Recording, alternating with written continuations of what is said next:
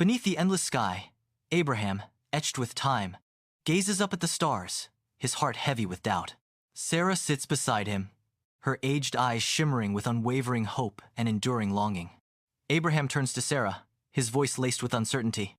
"Do you ever doubt, Sarah, after all these years?" Sarah meets his gaze, her voice firm with faith.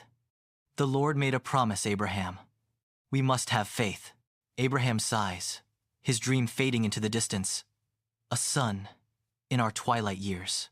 It seems a distant dream. Years have passed, and within Abraham's tent, sunlight paints a scene of serene domesticity.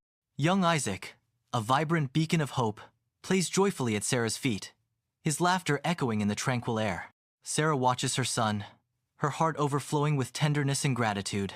Abraham observes the scene, his weathered face softened by an overwhelming love for his family. Bathed in the golden light of day, Abraham sits beside Isaac in the tall grass, a serene tableau of fatherly love and whispered secrets. Abraham points towards the heavens, sharing tales of constellations and divine promises, his words painting vivid pictures in the sky. Isaac, eyes wide with youthful wonder, asks, "Father, are there really more stars than grains of sand?" Abraham smiles gently and replies, "Indeed, my son, and God has promised that your descendants will be even more numerous." In the dim light of his tent, Abraham kneels, a figure of deep contemplation and worry. A divine command weighs heavily on Abraham, his heart burdened by the gravity of God's request. His clasped hands tighten, a silent plea escaping from the depths of his soul. Lost in thought, Abraham's mind wrestles with the profound implications of the divine message. God had told him to take his one and only son and sacrifice him as a burnt offering on the mountain. The weight of the world, or so it seems, rests upon Abraham's shoulders as he confronts his destiny.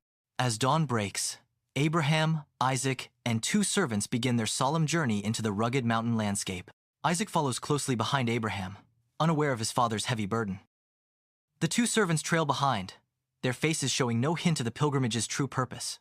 At the mountain's base, Abraham issues his commands. "Stay here with the donkey while I and the boy go over there. We will worship, and then we will come back to you."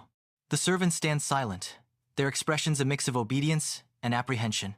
Isaac bears the heavy wood, his small frame a stark contrast to the weight he carries. Abraham walks beside Isaac, his gaze forward, lost in thought.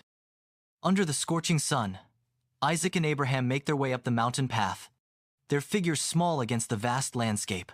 Isaac's youthful face is etched with worry as he looks around, sensing the gravity of their journey. His voice tinged with unease, Isaac asks, "Father, the fire and the wood are here, but where is the lamb for the offering?"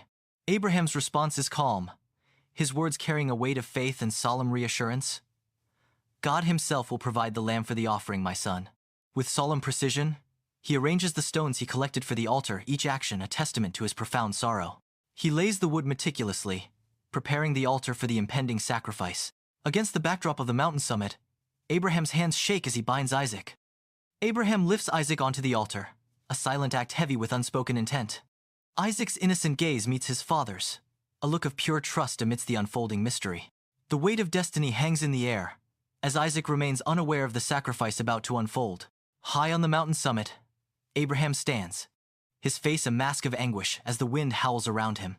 The knife is raised, poised to strike, a symbol of terrible sacrifice against the backdrop of the vast, unforgiving sky.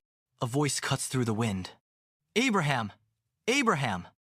Upon the mountain summit, Abraham lowers his knife with tears in his eyes. He replies, "Here I am." His weathered face a mask of conflicted resolve.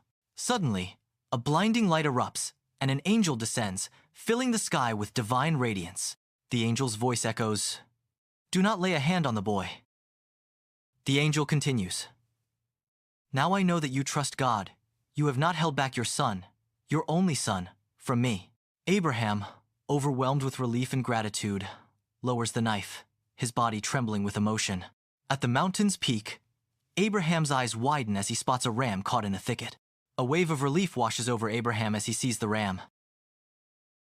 With newfound resolve, Abraham swiftly unties Isaac from the makeshift altar.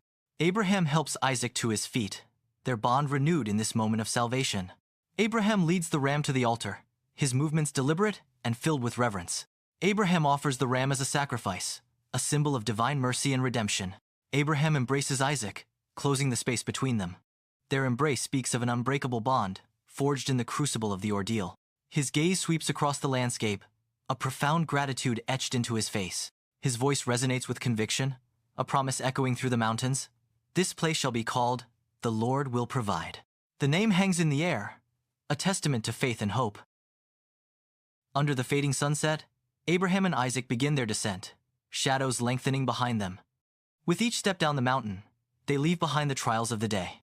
In his willingness to surrender what he loved most, Abraham proved that his trust in God was greater than his fear, sealing his legacy as the father of unwavering faith. This act foreshadowed God's ultimate sacrifice of his own son, Jesus, for humanity.